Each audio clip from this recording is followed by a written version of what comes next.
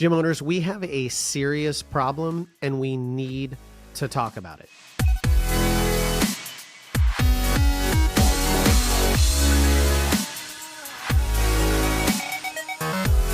Hello, everyone, and welcome to another episode of the Cheer Biz Podcast. I'm your host, Dan Cotton, and today we are diving into a very serious issue that we as gym owners need to have an open and honest discussion about. And I'm going to tell you what it is in just a second.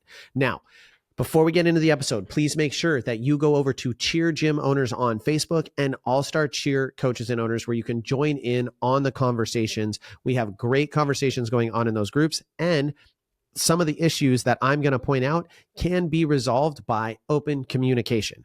If you are looking into how to learn more about the Next Generation Academy, what you can do to work with me or one of my staff who can help you grow your gym, then you've got to check out nextgenowners.com. We have been running our Cheer Biz Accelerator events this year. They've been absolutely amazing. We're actually sold out. So that we're on our third event and they're all sold out. Our next event is going to be after our conference this summer, and it's going to be in Nevada at Shelly Shepherd's gym. It's going to be absolutely amazing, but these are a game changer for your gym. So if you're a gym owner, whether you are a relatively new owner or you are a very experienced owner with high revenue, looking for that kick, that little bit of jet fuel to accelerate your gym to the next level, then you have got to get to one of these events. You're not going to want to miss them.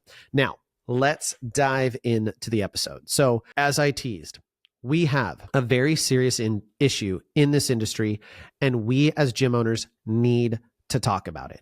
And I have not prepared for this episode all that much. It is just something that is really important for me to talk about. We have to stop viewing one another as the enemy. Your fellow gym owners in the industry are not the enemy. You are not truly in competition. You believe you're in competition, but you are likely not in competition the way that you think you are. Unless you are quite literally neighbors, like door-to-door neighbors, you are not one another's competition. You might be when it comes to the elite level competitive athletes who will jump around and try to find the team that they will be the most successful on. That tends to be where we put our brains on they're taking our kids, they're stealing our athletes, they're this, that, and the other thing. You are not in true competition with one another. In fact, you are far more symbiotic than you may actually understand. And I want to dive into that a little bit more and why you're not actually in competition. And if you can support each other and you can have open communication, you will all be thriving better. So the number one reason you're not in competition with one another is you're not even scratching the surface of your market. I want you to let that sink in. You are not scratching the surface of your market. Now, there are rare exceptions, but the vast majority of the cheer industry is servicing around 1 to 2.5% of the youth in your community. 2.5%. That's not very many. You are actually far more in competition with sports like soccer and volleyball and basketball and other full-time sports than you are in competition with the gym down the street. They're not your enemy. In fact, you guys are each other's best resource. It is really, really hard when you are in a smaller demographic, when people don't know what cheerleading is. When you go to certain areas and it's like everyone here does football, everyone here does softball. That's just what people know. That's what people do. That's what they go to.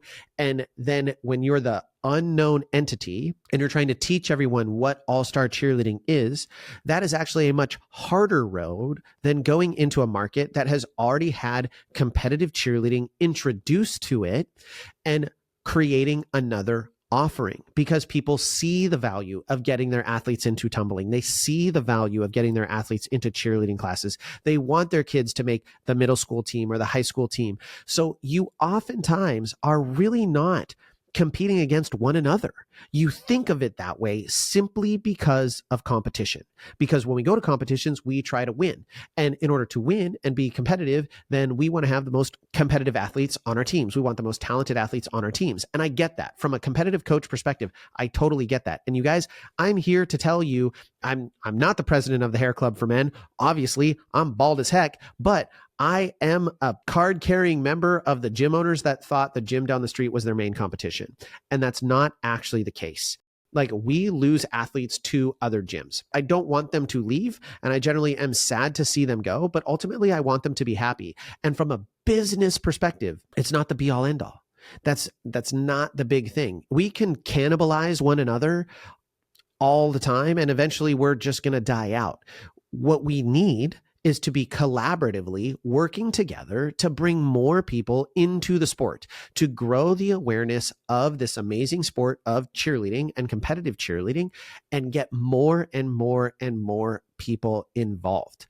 Until that happens, until your town is fully saturated and you have like the Starbucks style gym on every corner and every single kid in your community, or 60, 70% of them do cheer of some sort, then you're starting to compete against other people, who have the same offering. You're competing against one another.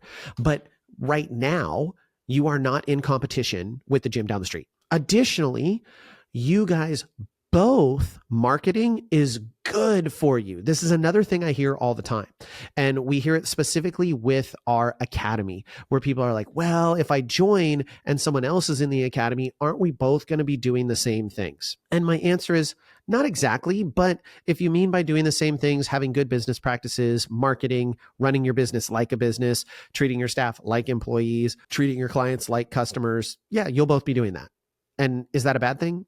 Absolutely not. It elevates both of you. And if someone is marketing for cheerleading and they're doing paid ads for cheerleading and you're doing paid ads for cheerleading, your cumulative efforts actually add on.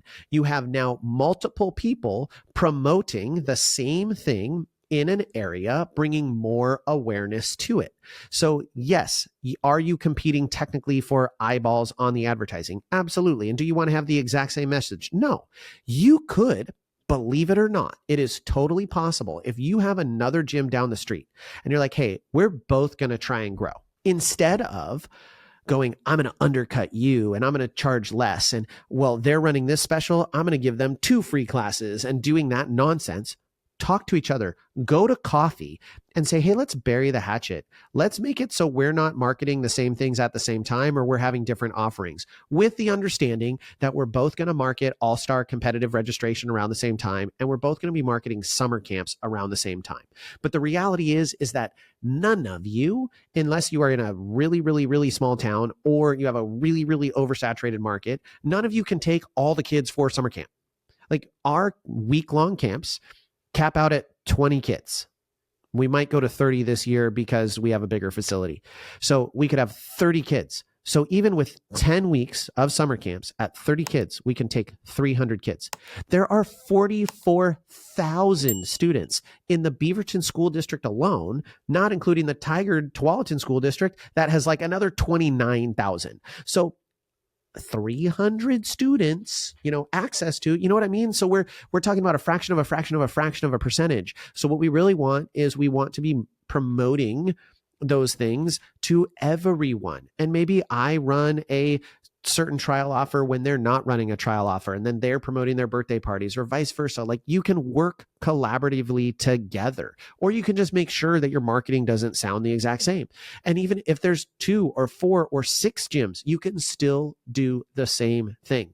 Y'all, we're not some really unique unicorn in the cheer industry. Like, how is it that there are tons of fitness gyms, CrossFit, there's Orange Theory, Planet Fitness, CrossFit, this, that, and the other thing. There's all of these different offerings that all exist within small areas. Yes, they're all competing for people who want to get in shape. But again, they have a broader market because everyone knows they need to be healthy, but not everyone knows how to get their kid involved in cheerleading, or why it's valuable to get their kid involved in cheerleading and tumbling. They don't see the confidence. They don't see the team atmosphere. We are not each other's enemies. That is ultimately what I'm want you to take away from this. Now, if you are someone who is listening and saying, I couldn't do that, the person down the street is nasty, or they've said mean things about me, or they've purposely poached our kids, or they've done things that I don't agree with, you have to set those standards. Here's what I will tell you. Most of the people I talk to in the cheerleading industry who tell me stories about, well, we could never work with them, their reasonings are not the best. Now, there are certain people who are like, they've had allegations of misconduct and I just won't associate with that. Fine. I can totally understand something like that. Or they've done something really, really deliberately awful to us. I can understand that. But again, have you talked to them? Have you tried to see what was the awful thing they did and why? Because what I would be willing to bet, and I'm calling you out here because I've done it myself, is you heard it from a mom who heard it from a mom who heard it from someone else, or you heard it from a kid who told someone else. Like it's not necessarily something that truly happened. I'll tell you a story. I had a not great relationship with a local gym, and not because we didn't want to. I was very open to having a positive relationship with them. The owner had gotten an impression that I had tried to recruit one of their staff members, which I can see how she was confused by this, because there was basically, the people in the Northwest will understand what I'm talking about. There was a merger of gyms. And when that merger happened, I approached a coach who I'd known for years and said, hey, what are your plans? And they had said, I don't know. And I said, well, if you need a place to land, let me know. We'd love to have you. That was it. That was the entire recruiting process. There was a few more conversations of like, have you thought about it? Do you know where you're at? No, I'm going to have a meeting. Okay, well, let me know. Again, it was all just like, let me know. Wasn't making offers or anything like that, but I can understand how they maybe didn't love that aspect of it. Fair. When we eventually talked, I even said, I'm sorry you felt that way. That wasn't my intention. There was an athlete, a singular athlete that cheered at my gym, that then went and cheered at their gym and then came back to my gym. And they were frustrated because they felt I had recruited them back. And I said, here are literally the messages from me to mom that said, hey, best of luck. Love you guys. Wish you all the best. And then 8 months later, hey, can I get the tryout packet for next year? Her reaching out to me and me going, yeah, here it is. So I was like, I sent that. And this owner was like, I don't care. That doesn't prove anything. Well, okay, fine. So that happened. And then there was some issues around theories that they had been reported by me or someone within my organization for COVID stuff. Because in the Pacific Northwest, we were crazy. I was not doing that. In fact, on the flip side, I had actually been talking to her staff regularly, who I have a great relationship with, of like, hey, these are the things that we're reading in the law. This is how we're staying open with these things. This is how we're doing stuff here. And I tried to be collaborative. That owner didn't feel like there was a good collaborative environment. That owner since sold. And now we have a great relationship with that gym, and very, very kind and supportive. And I wish them nothing but the best. I wish nothing but the best for every single gym in my state. It's great. If we all grow, we're all growing. We don't have to be cannibalizing from one another on the all-star side. It's going to happen. Like, I just know that kids, once they get past level 1 and even 2, they're going to start shopping there are going to be families that go, I want to win. And so I want to be on a better level 2 team that was more successful last year. So I'm going to go there. Or I want to be on a higher level this team. Yes, I know I am the recipient of it. We're the only world's team. So there are going to be kids that are going to say, well, I have my full, I have my double. I want to compete at worlds. I'm going to go be on that world's team. If they do that, that's fine. We welcome them with open arms. I don't need to recruit them. I try to home grow them. But ultimately, what am I concerned with? My number one concern is get more kids in the sport. What I want is my novice and prep programs to be bussin'. I want my classes to be huge. I want those things to be massive, and I want them to be massive across the industry, because that grows the industry, that grows awareness in the industry. And if they're not in my gym, like on one of my teams, I want them training with whatever team they're on in my gym or in your gym. Like, the reality is that I can't service every athlete in the state. I couldn't if I wanted to. Like, yes, we could grow our teams a bit.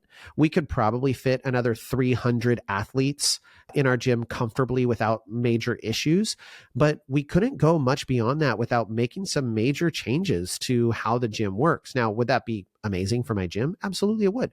But that doesn't mean I can't get those 300 athletes. And I'm talking about classes and everything else. I can get those 300 athletes without taking athletes from another gym as the focus. Like, people are going to make their choices, and I'm going to market and put things out there just like they should market and put things out there. But my number one focus isn't about attracting people who are already at a gym. My number one focus is about attracting people who are leaving gymnastics, who are looking for another sport if they played volleyball or something like that and they want to stay in a competitive sport, or they're looking to learn how to tumble, or they're getting ready for high school cheer, middle school cheer. Like, those are the people that I want to talk to. And realistically, who do I really want to get? I really want to get the like 7 and 8 year olds in the gym, because those are people that can be in my gym for the next 10, 11, 12 years. Those are the people I want to see joining my program much more than I want the 15, 16-year-old that has been cheering for 6 years at another program and now is coming over to mine. Am I going to welcome them? Yeah, absolutely. But that's not the focus. So I know I've been going off and I have to get to practice, but ultimately I just want you to remember, you are not one another's competition. That is not like you compete on the cheerleading floor, but from a business perspective, you are not truly in competition with one another as you see it. We are a very small industry and we are limited by how small we are. We're limited much more by awareness than availability of potential clients. Most of you, even in small towns, have a relatively limitless level of available clients. Now, there are certain circumstances where that's not the case, but they are few and far between. If my good friends in Manila, Arkansas can have a booming gym with 1,000 people who live in the city of Manila, y'all can have a booming gym. Like, unless you're even smaller than that. And then still there's surrounding areas. Like, it's about getting more kids involved in the sport, not getting the kids that are already involved to come to your gym. All right, everyone, I hope you enjoyed this episode. I hope you took something away from it. It was just something that was weighing heavily on my heart. Remember, market. It's good for you. It's good for the industry. As long as you have ethical marketing, please be doing your marketing, even if it is just posting socially, organically, and doing nothing else. All right, I hope you enjoyed this. We'll talk to you soon. And with that, we'll catch you on the next episode.